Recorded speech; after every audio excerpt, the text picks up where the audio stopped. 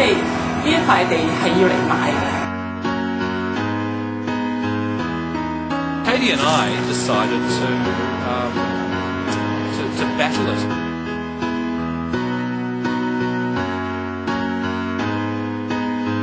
發覺原來呢度有好多嘢值得保留，咁就介入咗啦。發現呢個唔止古樹咁簡單喎，仲係古蹟喎，所以更加要出力去保護。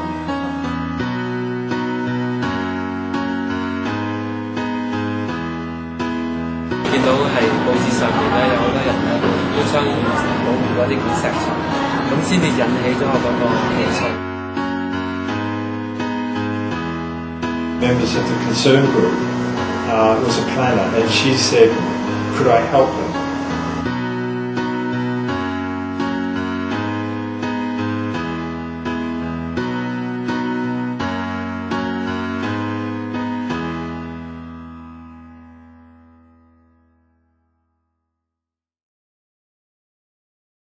應該係2005年嘅夏天，我哋係參加一個叫做手牽手護古樹嘅活動嘅，係區議會搞嘅。咁嗰陣時我帶埋啲小朋友一齊去即係參加下呢啲活動，諗住即係等佢認識下自己嘅社區，同埋睇下即係可以即係幫呢一個地方做到啲乜嘢。我哋05年嘅6月11號咧就做牽手護古樹，當時立法會議員楊森咧就好好嘅，佢咧就知道呢一個亞巴甸街35號前河里活道警察宿舍咧就擺落一個叫勾地表，咁佢又好擔心啦。咁擺落勾地表，咁將來啲樹係邊個人去搞咧？定係全部斬晒佢咧？咁嗰陣時就發覺其實啲區議員咧都係諗住護2幅牆同埋護一啲樹嘅啫。可能之前都曾經即係爭取過唔好賣嗰個西，但係咧我諗佢哋都放棄咗，即係政府要賣都冇辦法，咁唯有就係爭取即係保護啲牆同埋樹。咁我哋當時咧就為咗呢個問題咧，咁楊森博士就帶領我哋幾個議員咧就去揾地政總署嘅處長，就同佢講呢塊地擺落勾地表裏邊咧起住宅咧，希望唔好因為佢要方便咧揀咗中間位做停車場出入口啦。咁啱啱我哋中間位有好多古樹噶嘛，哇！佢一做個出入口啦，個古牆俾佢斬咗啦，樹都冇埋噶啦，一定死硬嘅。你點樣移植呢啲樹？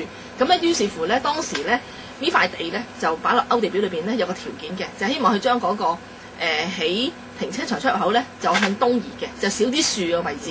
咁我同我啲街坊咧都覺得即係冇理由淨係牆同埋樹咁少嘅，嗰笪地方一向嚟講都係一個即係低密度啦，得7層嘅 community space， 點解佢要變成一個即係30幾層嘅即係豪宅咁樣？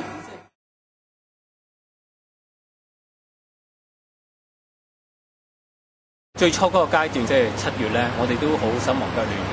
咁嗰陣時我哋第一個諗到就去立法會申訴處。當時啲議員咧就話太遲啦，因為9月已經賣㗎啦呢笪地。我哋就即刻就同啲議員爭取，我哋話總之呢笪地一日未賣一日未拆，咁你哋大家都有個責任要保留嘅咁樣。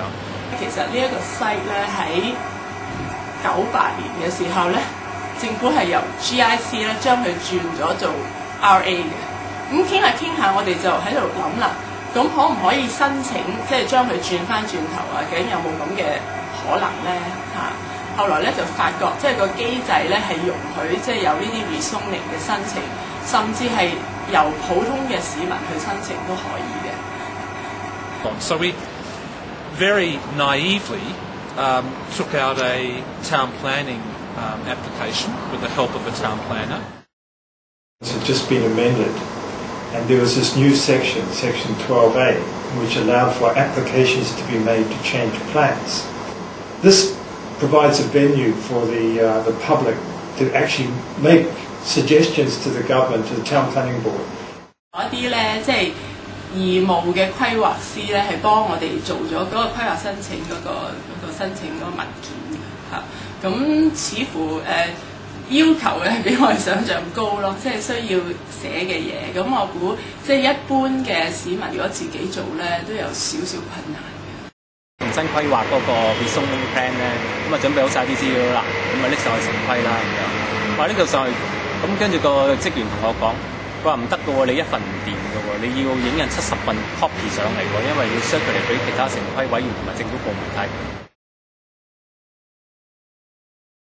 但係可能我哋即係都係一個好慘嘅市民啦，我哋咁於是乎佢哋嬲尾都話，我幫嗰啲職員都幾好嘅，嬲尾就幫我哋影印70份啦咁樣。8月嘅時候入申請啦，11月咧就去 hearing。咁我哋中間咧係做過少少嘅收集簽名嘅工作啦。初都好唔慣，好尷尬，因為都未試過企街咁樣，咁都幾多人熱烈支持嘅咁樣。咁但係咧令我即係印象難忘，反為係去洗樓嗰陣時嘅，有一戶嘅人家即係咁樣答我，佢話：我個單位係向堅島嘅喎，荷里活道間宿舍係向海嗰邊，唔關我事喎咁樣。咁我諗下，我覺得點解佢好似好無知咁樣嘅咧咁樣，好似好國家自掃門自掃。後尾我又再翻轉頭同佢講，其實唔係嘅，如果嗰度起幾座30幾40層樓咧，個交通擠塞啊、空氣污染其實都係對你好大影響。咁我帶埋好多資料去慢慢同佢講，咁於是乎咧，佢可能即係覺得我哋都係好有心，咁都好感動啦，咁終於簽個名咁咯。因為冇經驗要做啲乜嘢，咁所以其實唔係做得太多咧，就去 hearing 啦。即係自己冇嗰個經驗，從來都未去過城規會，第一次啊，真係，亦都唔知即係究竟要講幾多，咁就係盡量將啲要講嘅嘢分工，咁阿 Roger 講啲，阿 John 講啲，我講啲，就去 hearing 啦。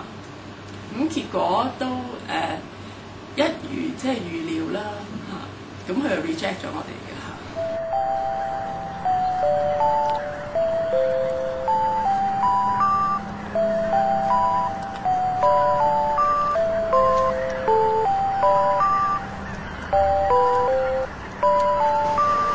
Wasn't successful, but the concern group got a lot of public support. We went to a hearing and we convinced the government that it was too intense.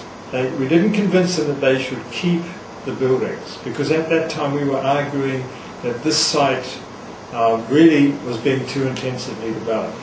And so anyway, after the first argument that we put to the town planning board, they agreed that they would reduce the intensity of the development.